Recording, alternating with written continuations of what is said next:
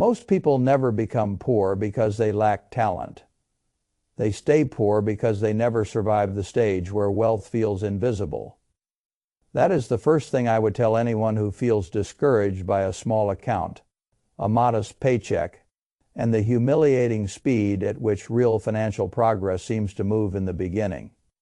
I have watched people make a terrible mistake here. They assume the problem is income. Sometimes it is. More often, the deeper problem is that they expect the first stage of wealth building to feel rewarding. It usually does not. It feels slow, it feels unimpressive, it feels like life is asking for sacrifice and giving almost nothing back. That is why so few people ever make it to the point where money begins to help them. They stop too early. They quit during the season when they are doing all the lifting, and their capital is still too small to carry any of the weight.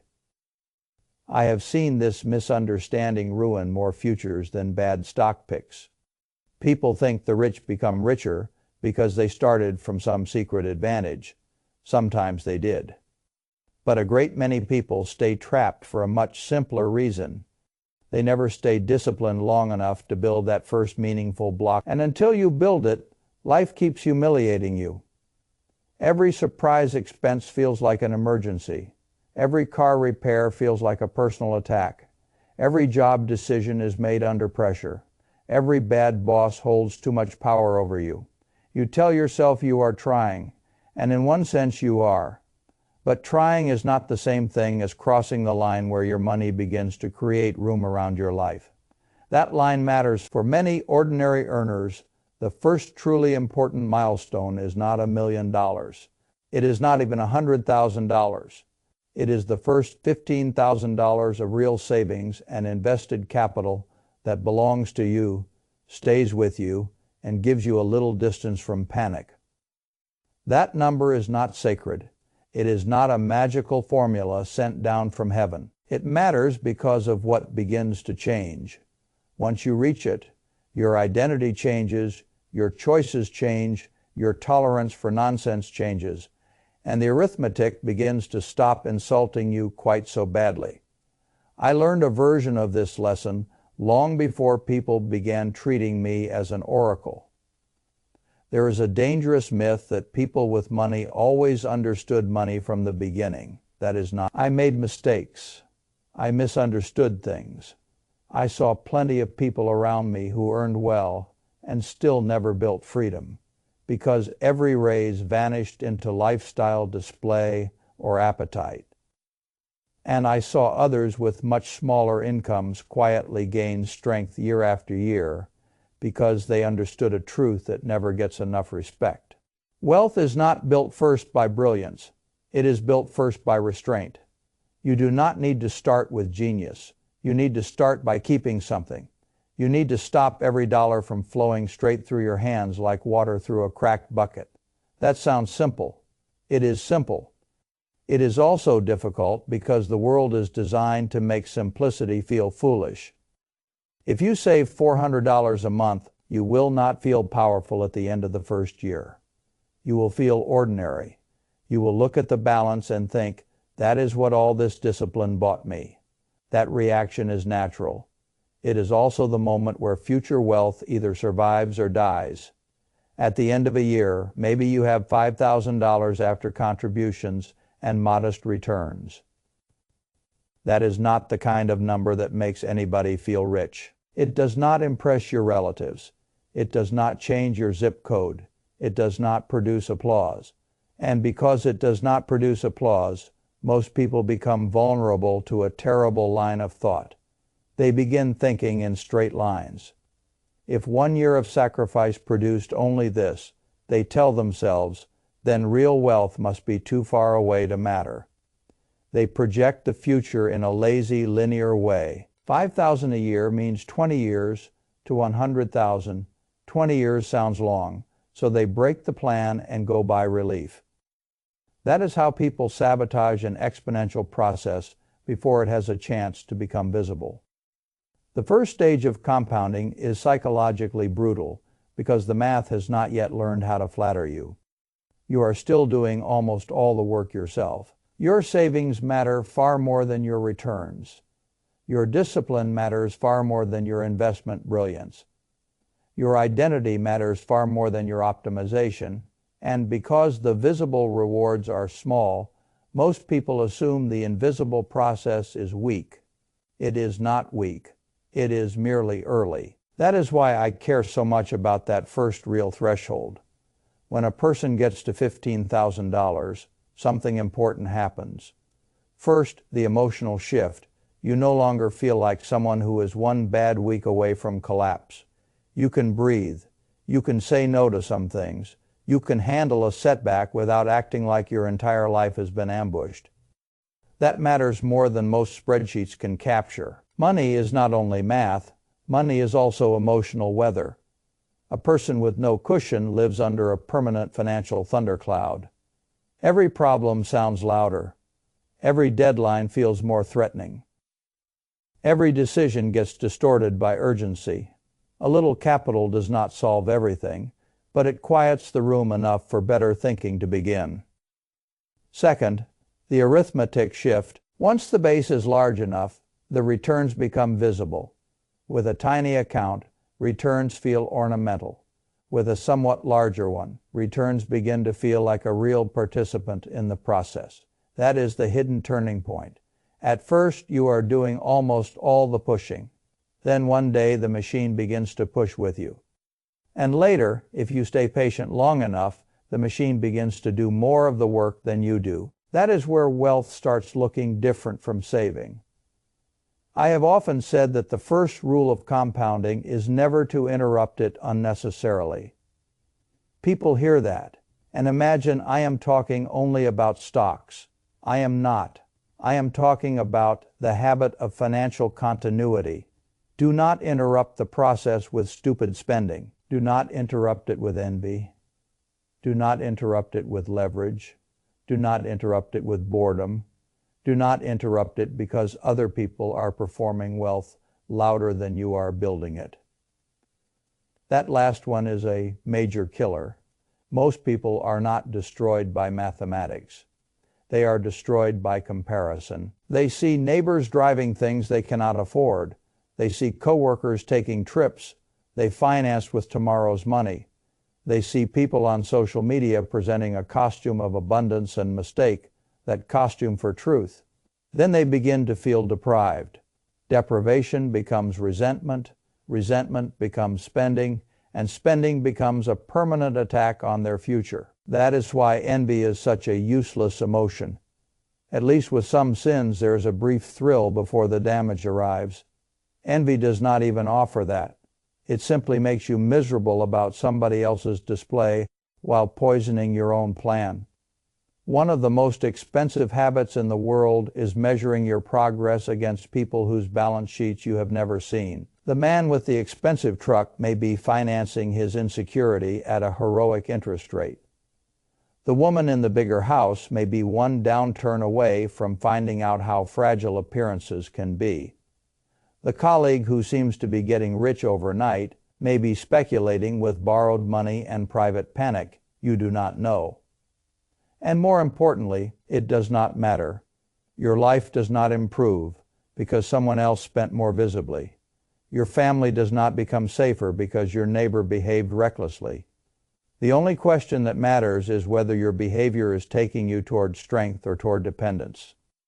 Envy makes that question harder to answer because envy tempts you to abandon your own plan in order to keep pace with people who may not have a plan at all. I would sooner trust a quiet saver than a loud spender every day of the week. The quiet saver is building foundations. The loud spender is often renting applause. Another enemy arrives right beside envy, and that enemy is impatience. Impatience is what makes people spend seed corn because the harvest is taking too long. They want proof now. They want visible reward now. They want to feel like the effort means something now. But wealth building at the beginning is almost defined by delayed emotional gratification. You are working now for a future version of yourself that has not yet appeared. That future self does not write you thank. You notes in the early years, he simply waits. Most people cannot tolerate that wait. They confuse slowness with futility. They tell themselves they deserve relief. Then they convert a long-term miracle into a short-term purchase.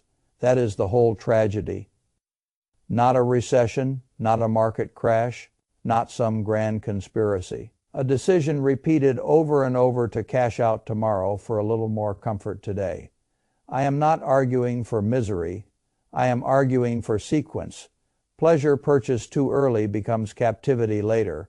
Discipline endured early becomes freedom later. That is the trade. People want the second outcome without paying the first price. They want the peace that comes from capital while refusing the temporary plainness required to build it. Life does not usually work that way. If you want your money to become a partner, you must first survive the years when it behaves more like a dependent. Those years matter. That is where character shows up. That is where habits become destiny. That is where the ordinary person who never looks rich can quietly begin building the kind of financial position that changes an entire life. Let me make the arithmetic plain. $1,000 does almost nothing for you, except prove that you can refrain from immediate consumption for a little while. $5,000 gives you a little cushion, but not much leverage over life. $10,000 is respectable, but still fragile if your income is shaky and your obligations are real. Somewhere around $15,000, for many ordinary people, the account stops being symbolic and starts becoming useful. It can absorb a blow, it can make a small opportunity real, it can keep you from desperation, it can let you take a better job instead of the first job. It can let you refuse a predatory loan. It can let you handle one ugly surprise without becoming financially feral. That matters enormously. Freedom does not arrive all at once. It arrives first in inches. One expense you can cover without panic. One bad deal you no longer have to accept. 1 month you can think more clearly because every dollar is not already spent before it arrives. That is what early capital does. It buys back your judgment, and judgment, once restored, helps you make better decisions that create more capital. That is how the cycle begins turning in your favor. People think money solves problems because it buys things. In many cases, its first great service is that it reduces your need to make frightened decisions. A frightened person overpays. A frightened person accepts bad terms. A frightened person stays too long where he is mistreated. A frightened person sells too low, borrows too high, and compromises too often. A little capital does not make you wise, but it gives wisdom a better working environment. That is why I would tell an ordinary worker not to dismiss the first $15,000 as small. Small compared to a billionaire's fortune. Of course it is small. Small compared to a life with no buffer, no options, and no margin for error. It is enormous. The real disaster is that most people never get there because they keep doing the things that guarantee they never get there. This is where inversion is so useful.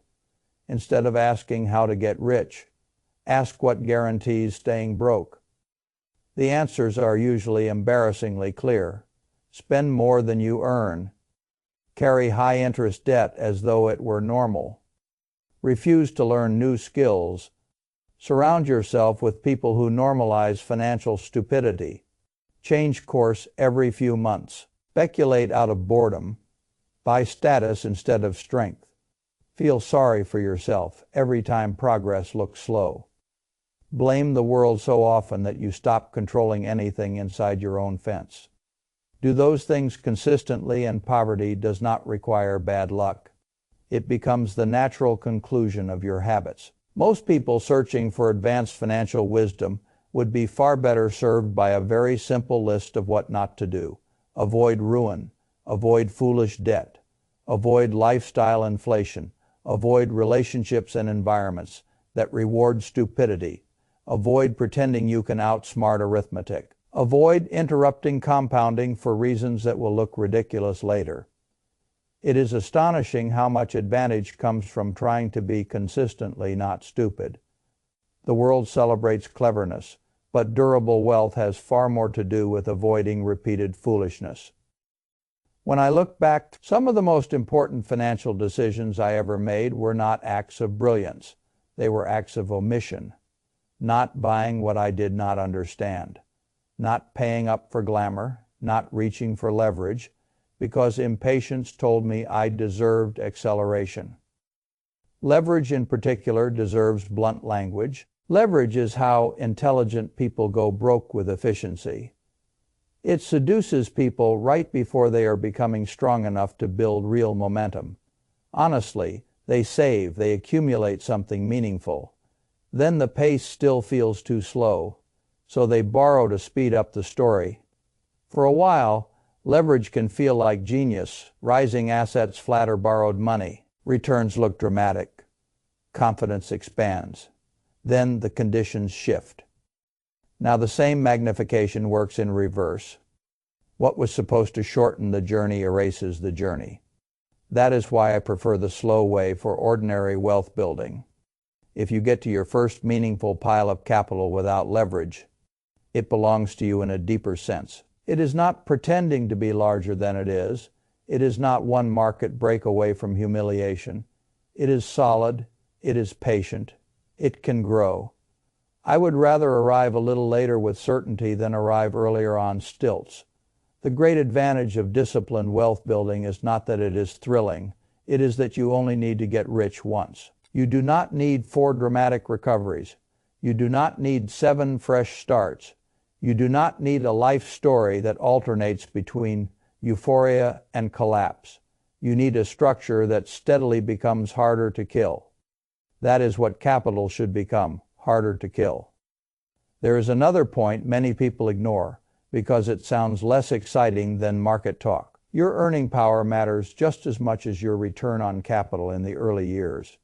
If you are earning modestly today, that does not mean you are sentenced to earn modestly forever, but it does mean you should take skill acquisition seriously.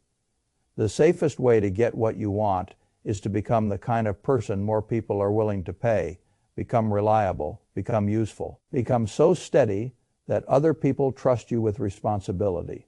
Learn things, read, pay attention, upgrade your judgment. A person who is always learning quietly raises the ceiling on his own future. I have seen people with ordinary beginnings create extraordinary outcomes because they kept adding competence while others kept adding excuses. Learning compounds too. A man who becomes slightly more valuable every year is running a very important form of investment account, even if the statement does not arrive in the mail. That is why I never separate wealth building from character and learning. A person who keeps improving can raise savings. A person who raises savings can build capital. A person who builds capital can begin compounding. A person who compounds long enough eventually finds that money is solving a larger share of life's problems. The whole sequence matters. Break the sequence and the process stalls. Protect the sequence and almost ordinary behavior becomes surprisingly powerful. I remember periods in my own life when opportunities appeared, not because I was looking flamboyant, but because I had enough capital and enough credibility to act when something sensible came along.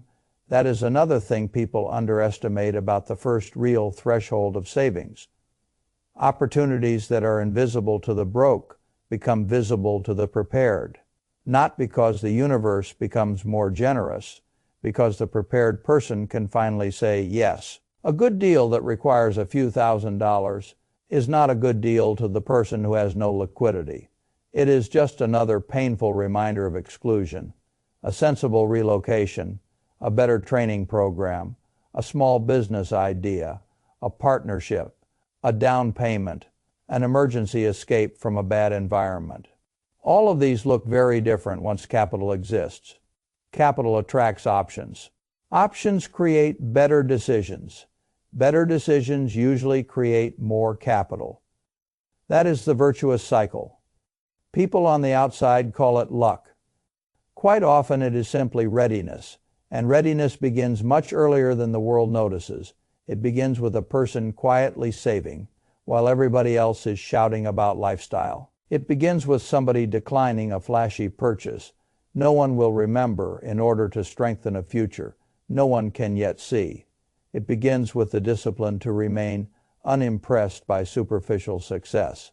That is a very profitable skill. One of the saddest sights in adult life is the person who could have been strong at 50 but decided he could not tolerate looking plain at 30. That is where so many futures are traded away.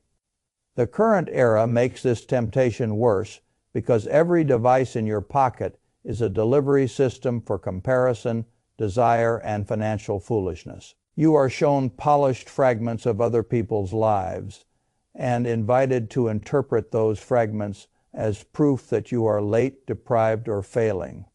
That is a dangerous invitation. Most people would be wealthier if they spent less time watching how others spend. A financial life should not be built around emotional reactions to other people's consumption. It should be built around your own goals, your own obligations, your own temperament, and your own timeline. Once that becomes clear, your psychology changes. You stop asking whether your life looks impressive. You start asking whether your life is becoming safer. You stop asking whether somebody else seems ahead. You start asking whether your structure is stronger than it was last year. You stop confusing display with progress. That is a turning point. The person who reaches it usually has a much better chance of reaching the money threshold too, because he is no longer spending against his own future, just to pacify his ego. Ego is expensive.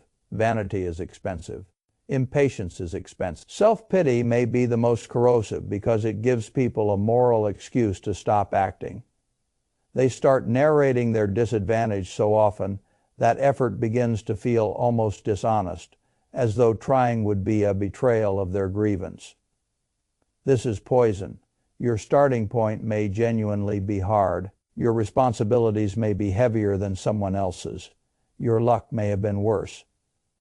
None of that changes the fact that self-pity is a terrible investment strategy. It weakens initiative. It dissolves discipline. It invites passivity at the exact moment activity is required. I have never seen self-pity compound into wealth. I have seen responsibility do it. I have seen discipline do it. I have seen people from unimpressive beginnings build strong lives because they refuse to use pain as a permission slip for surrender.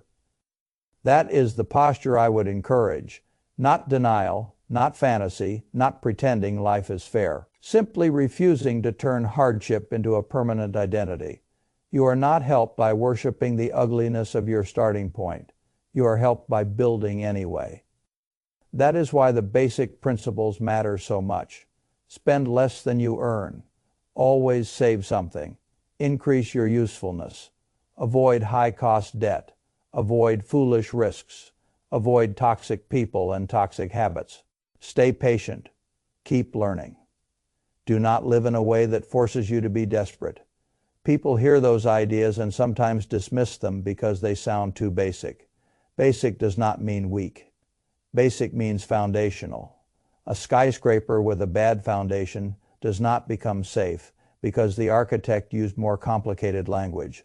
In personal finance, most collapse comes from violating plain truths repeatedly, not from failing to discover some advanced secret.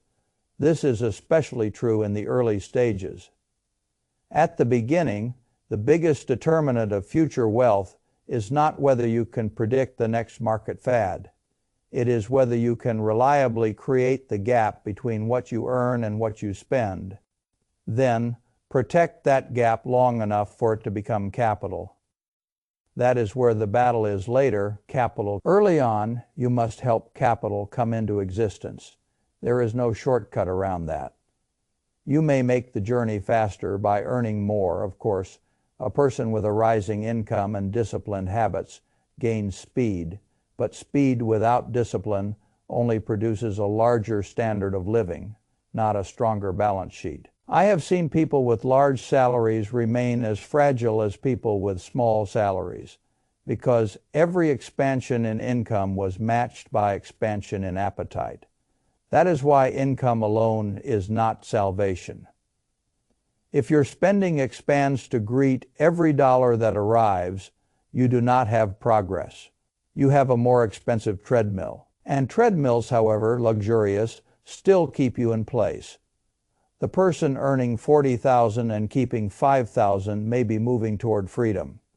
The person earning $200,000 and keeping nothing may simply be decorating dependence. Arithmetic does not care which title sounds more impressive. Arithmetic only records what was retained. That is why I would tell a modest earner not to become discouraged by comparison with louder incomes. Your income matters.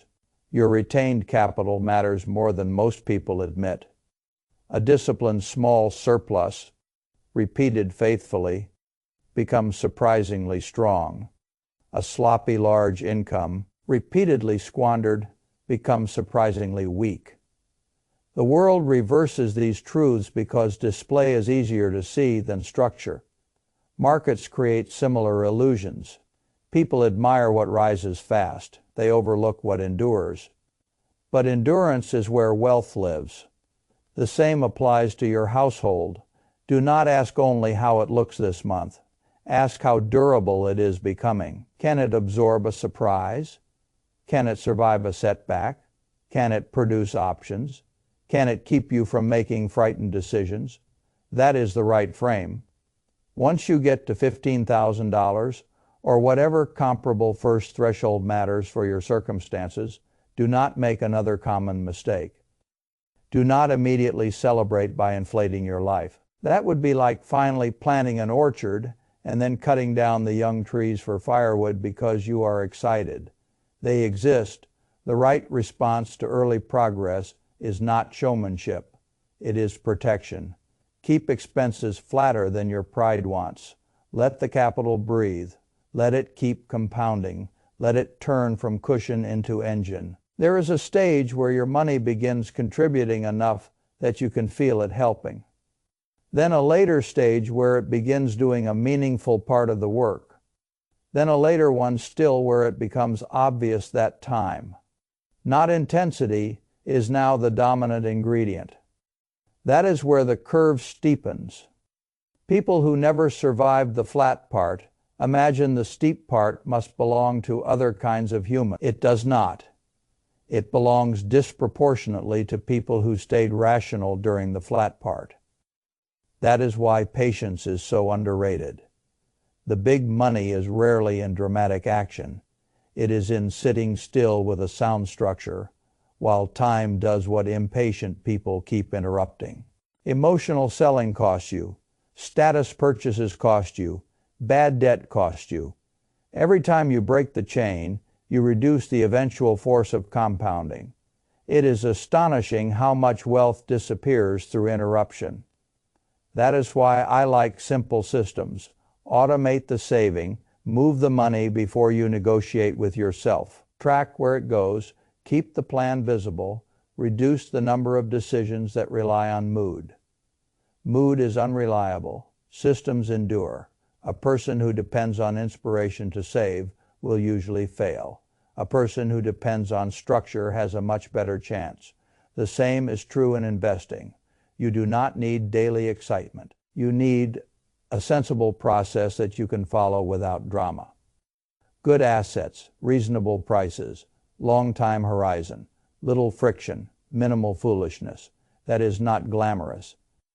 But glamour is often what drains small investors before they become strong enough to benefit from patience. The financial industry often prefers complexity because complexity is easier to sell than restraint.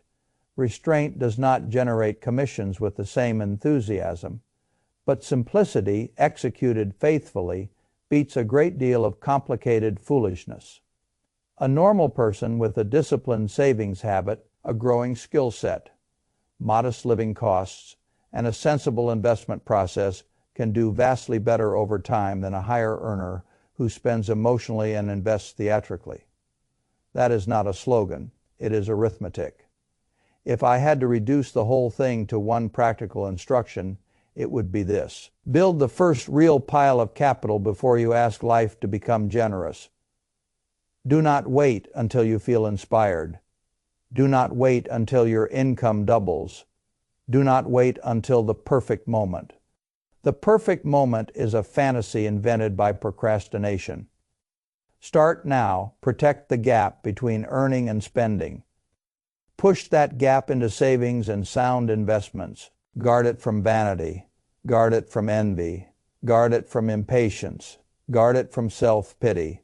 Guard it from leverage. Guard it from complexity sold as sophistication.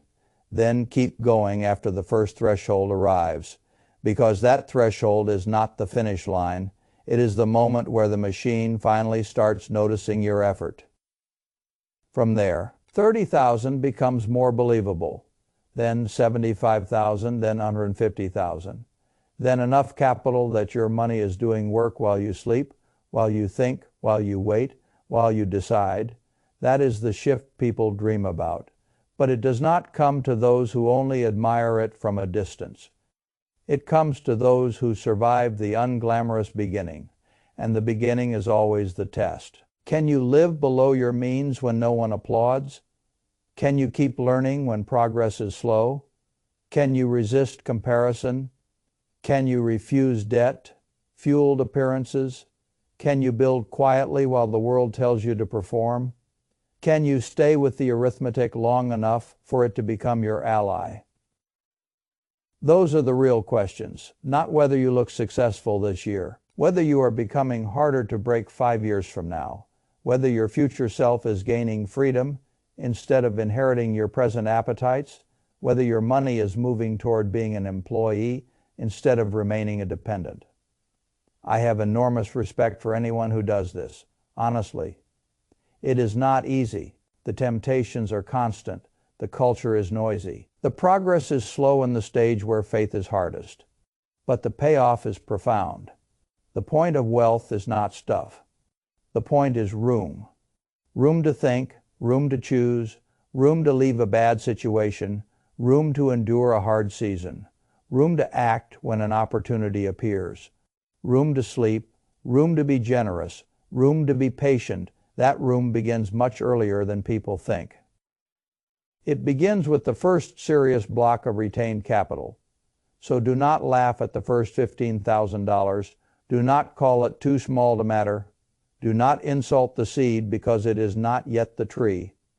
Everything depends on the seed surviving. If you want to change your financial future, do not obsess over looking rich. Obsess over becoming stable. Obsess over becoming difficult to corner. Obsess over building habits that make strength inevitable if repeated long enough. That is how ordinary people become financially uncommon, not through fireworks, through quiet continuity, not through showing off, through keeping more than they consume, not through predicting every turn in the world, through making sure their own structure improves no matter what the world is doing. That is the game, and it is a winnable game for far more people than have been led to believe. The beginning will feel flat. Good, stay anyway. The early account will feel small. Good, protected anyway. Other people will look richer before you are stronger. Fine, let them perform. You build one day the account that once looked trivial will be the reason you are. One day the discipline that once felt thankless will be the reason you can make better decisions than the frightened crowd. One day the patience that seemed boring will look like wisdom. And when that day comes, you will understand a truth that the loud world almost never teaches. Real wealth rarely begins with brilliance. It begins when somebody ordinary decides to stop sabotaging the first stage of compounding, do that long enough. And the rest of the story starts writing itself.